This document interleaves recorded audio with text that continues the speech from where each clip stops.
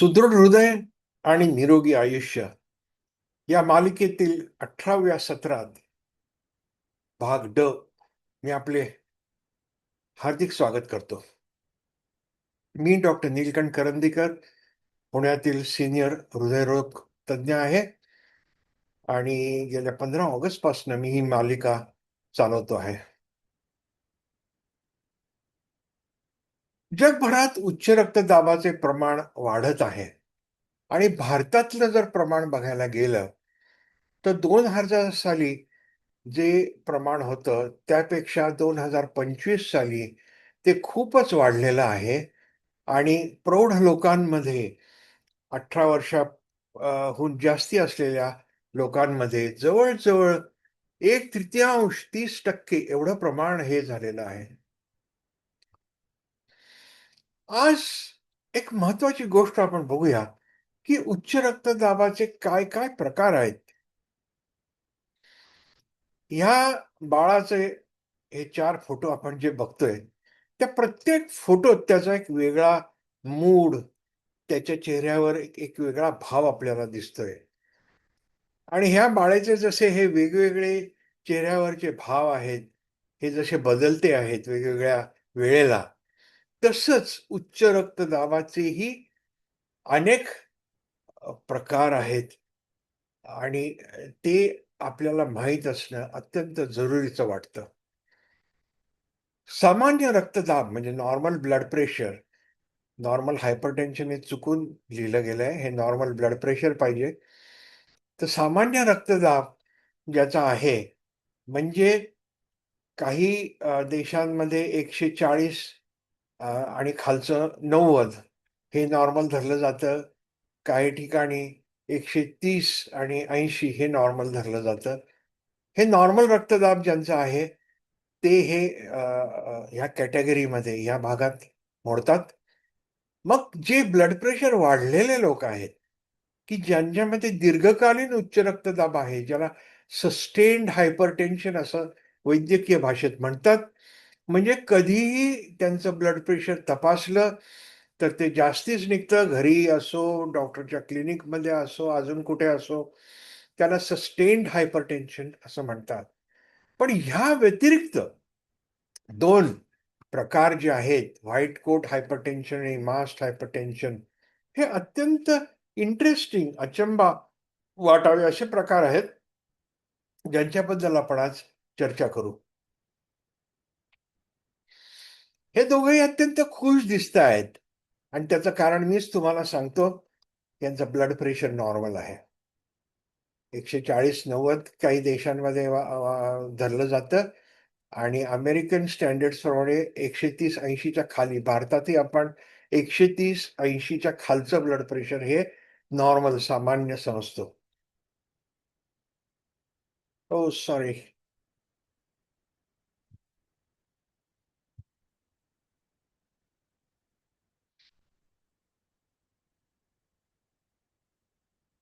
आता हे जे दोघं लोक दिसतायत हे थोडेसे चिंतेत वाटतायत.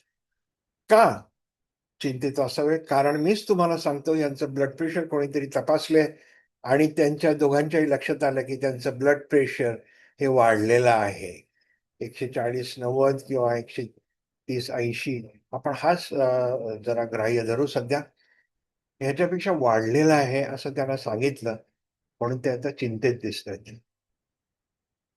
आता हे जे 2 प्रकार आपण पाहिले, सामान्य रक्तदाब, नॉर्मल ब्लड प्रेशर आणि दीर्घकालीन उच्च रक्तदाब. ह्या व्यतिरिक्त हे जे दुसरे 2 प्रकार आहेत, यांच्याबद्दल जाणून घेणं माझ्या मते अत्यंत आवश्यक आहे. ही माहिती तुम्हाला खूपच उपयुक्त ठरणार आहे. पहिले बघूया व्हाईट कोट हायपरटेन्शन म्हणजे काय? जेव्हा एखादी व्यक्ती हॉस्पिटल किंवा डॉक्टरच्या क्लिनिकमध्ये जाते, तेव्हा तिथल्या वातावरणामुळे किंवा भीतीमुळे त्यांच्या मनात चिंता आणि ताण निर्माण होतो. या भीतीमुळे शरीरात तात्पुरते स्ट्रेस हॉर्मोन्स, कॉर्टिसॉल वगैरे हे रिलीज होतात, ते निर्माण होतात, ज्यामुळे रक्तदाब वाढतो. अशा रुग्णांचे ब्लड प्रेशर घरी पूर्णपणे नॉर्मल असते, पण डॉक्टरकडे तपासताना ते जास्त दिसून येते. हा मुलगा बघा किती टेन्शन मध्ये आहे. त्याचा डॉक्टर रक्तदाब तपासतोय. त्या डॉक्टरला बघूनच त्याला भीती वाटली असणार आणि त्याचं ब्लड प्रेशर बघा भरपूर वाढलेलं दिसतंय.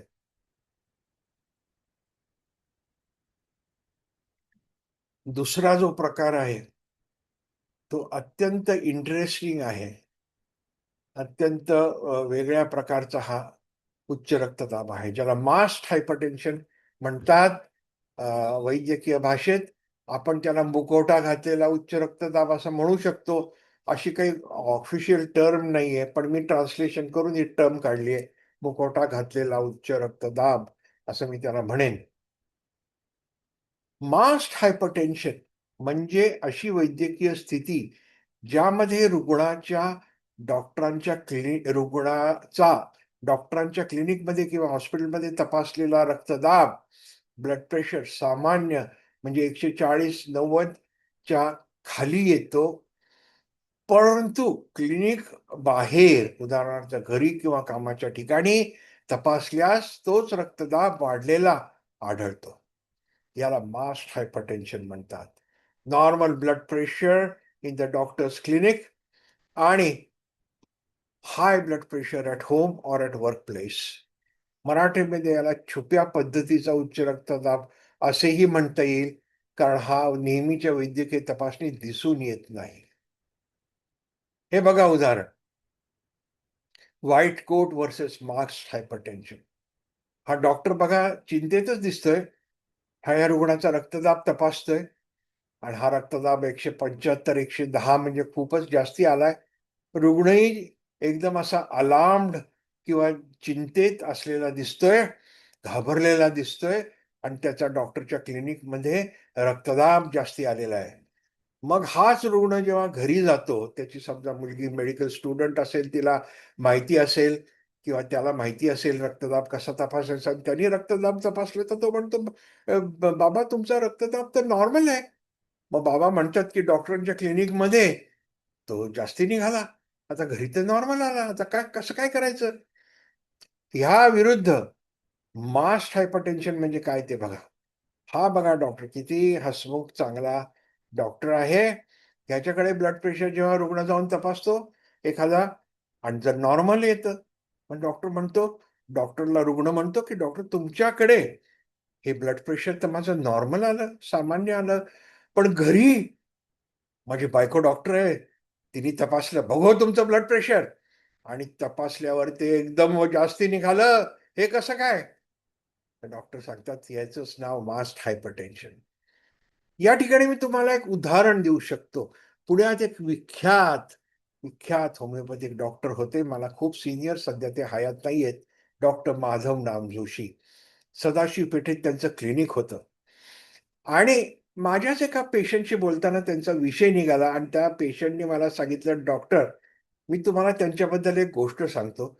ती तुम्ही ऐकून घ्या आणि एकदा स्वतः जर क्लिनिकला जाण्याची त्यांच्या क्लिनिकला तुम्ही कधी गेलात, तर तुम्ही नीट निरखून बघा, की मी म्हणतो ते खरं आहे का नाही?" मध्ये मग काय झालं, मला जरा सर्दी पडशाचा त्रास होता. मी डॉक्टर सरांकडे गेलो. माधव नामजोशी खूप सीनियर आणि खूप चांगलं व्यक्तिमत्व असलेले डॉक्टर. मी त्यांच्या वेटिंग रूममध्ये बसलेला असताना ऑब्झर्वेशन करत होतो आणि नंतर त्या माणसाने, माझ्या पेशंटनी जे सांगितलं ते तंतोतंत खरं निघालं. त्यांच्या क्लिनिकमधनं बाहेर पडताना प्रत्येक रुग्णाच्या चेहऱ्यावर स्माईल होतं. स्माईल म्हणजे मराठीत कसं सांगू? हसू किंवा एक काय गं मराठीत काय ट्रान्सलेशन त्याचं होईल स्माईलचं? स्माईल असंच म्हणू आपण त्याला. आणि प्रत्येकाच्या चेहऱ्यावर स्माईल दिसून येत होते. नंतर माझी टर्न आली. मी आत गेलो. मला त्यांनी औषधं लिहून दिली. खूप छान माझ्याशी बोलले. नंतर माझ्या लक्षात आलं, की मी बाहेर पडताना माझ्याही चेहऱ्यावर स्माईल होतं, हसू होतं. स्मितहास्य असं म्हणता येईल. स्मितहास्य होतं. तर असा जर समजा डॉक्टर तुम्हाला भेटला आणि त्याच्या क्लिनिकमध्ये तुम्हाला खूप शांत छान वाटलं, तर ते तुमचं ब्लड प्रेशर नॉर्मल येऊ शकतं, सामान्य येऊ शकतं आणि घरी आल्यावर मात्र जर कोणी, "बघू तुमचं ब्लड प्रेशर" म्हणून खटकन तुम्हाला तुमच्यावर ओरडून जर तुमचं ब्लड प्रेशर तपासलं तर कदाचित घाबरून जाऊन तुमचं ब्लड प्रेशर वाढीव येऊ शकतं. याला म्हणतात मास्क्ड हायपरटेन्शन. तेव्हा महत्वाचा धडा यातनं काय शिकायचा, की जर तुम्हाला त्रास होत असेल, जो ब्लड प्रेशरमुळे असण्याची शक्यता आहे, हाय ब्लड प्रेशरमुळे, जसं डोकं दुखणे, क्रॅम्प्स येणे, लवकर थकवा येणे, ईसीजी दोष येणे वगैरे वगैरे, किंवा इकोकार्डिओग्राफी नावाची एक महत्वाची तपासणी असते हृदयाची, त्याच्यात दोष येणे, असं जर असलं तर ते मास्क हायपरटेन्शनमुळे असू शकतं. डॉक्टरकडे बीपी नॉर्मल, पण इतर ठिकाणी बीपी वाढलेलं. हे एक अजून उदाहरण बघूया. व्हाईट कोट हायपरटेन्शन म्हणजे डॉक्टरांच्या क्लिनिकमध्ये गेल्यानंतर रक्तदाब वाढणे. बघा 165-92 दाखवलाय. क्लिनिकमध्ये रक्तदाब जास्ती आणि घरी सामान्य असणे. आणि मुखवटा घातलेला उच्च रक्तदाब म्हणजे मास्ड हायपरटेन्शन डॉक्टरांच्या क्लिनिकमध्ये गेल्यानंतर सामान्य रक्तदाब असणे आणि घरी आल्यानंतर तो वाढलेला निघणे, किंवा घरी सामान्य असला तर तुमच्या कामाच्या ठिकाणी किंवा इतर ठिकाणी जिथे तुम्हाला कदाचित ताणतणाव कोणत्या प्रकारचा येऊ शकत असेल, तर तिथे अ, वाढलेला रक्तदाब निघू निघू निघाला तर त्याला आपण मास्ड हायपरटेन्शन म्हणू शकतो. आता हे जे रक्तदाबाचे आपण प्रकार पाहिले, ह्याच्या आपण बघूया की किती किती टक्केवारी आहे. ह्या स्टडीमध्ये, ह्या रिसर्चमध्ये, या संशोधनामध्ये 52 ते 55% नॉर्मोटेन्शन म्हणजे नॉर्मल, म्हणजे नेहमीसारखा रक्तदाब. हे काळ्यामध्ये दाखवले ते 15 ते 20% सस्टेन्ड हायपरटेन्शन म्हणजे सारखा वाढलेलाच असणे. अर्थात असा पेशंट ट्रीटमेंट घेत नसेल तर त्याने ट्रीटमेंट लवकरात लवकर घेऊन नॉर्मलला आणणं महत्वाचं. व्हाईट कोट हायपरटेन्शन हे 18 ते 22% दाखवलंय आणि मास्ड हायपरटेन्शन 8 ते 11% दाखवलंय. आता ही टक्केवारी तुम्हाला सांगितल्यानंतर मी सांगू इच्छितो की वेगवेगळ्या संशोधनांमध्ये वेगवेगळी टक्केवारी येते. मी ह्या एका संशोधनातली टक्केवारी तुम्हाला सांगितली. प्रश्न असा येतो की हे ज्या दोन कॅटेगरीज आहेत, भाग आहेत, की नॉर्मल ब्लड प्रेशर किंवा सस्टेन्ड हायपरटेन्शन, दीर्घकालीन उच्च रक्तदाब, याचं निदान सोपं आहे. निदान लगेच होतं. डॉक्टरांकडे बीपी जास्ती येतं किंवा डॉक्टरांकडे बीपी नॉर्मल आलं तर आपण त्याला या कॅटेगरीत हे पेशंट असू शकतात.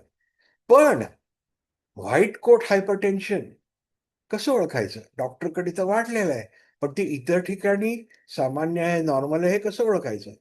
किंवा मास्ड हायपरटेन्शन म्हणजे डॉक्टरकडे तर सामान्य आहे, नॉर्मल आहे, पण इतर वेळेला ते वाढलेलं असेल, असं निदान कसं करायचं? याच्यासाठी खूप महत्वाची एक टेस्ट आहे, अँब्युलेटरी ब्लड प्रेशर मॉनिटरिंग, ज्याच्याबद्दल आपण पुढच्या भागात बोलू जरूर. माझा पुढचा भाग सुद्धा तुम्ही नक्कीच उपस्थित राहा. धन्यवाद. आज आपण पाहिलं की ब्लड प्रेशरचे वेगवेगळे प्रकार कोणते 4 पाहिले. सामान्य रक्तदाब, नेहमीच वाढलेला, सदा वाढलेला उच्च रक्तदाब, त्याच्यानंतर व्हाईट कोट हायपरटेन्शन आणि मास्ड हायपरटेन्शन. अनेक लोकांना व्हाईट कोट हायपरटेन्शन माहिती असतं, पण मास्ड हायपरटेन्शन याच्याबद्दलची माहिती नसते. ती आपण आज आज मी मुद्दामून आपल्याशी त्याच्याबद्दल चर्चा केली. असेच माझे सेशन्स जरूर अटेंड करा. मला थम्स अप द्या. माझ्या चॅनेलला सबस्क्राईब करा. आपल्या मित्रमंडळींना, नातेवाईकांना माझ्या चॅनेलबद्दलची माहिती द्या. म्हणजे ही माहिती जास्तीत जास्त लोकांपर्यंत पसरेल आणि त्यातच मला खूप आनंद आहे. Thank you very much. धन्यवाद.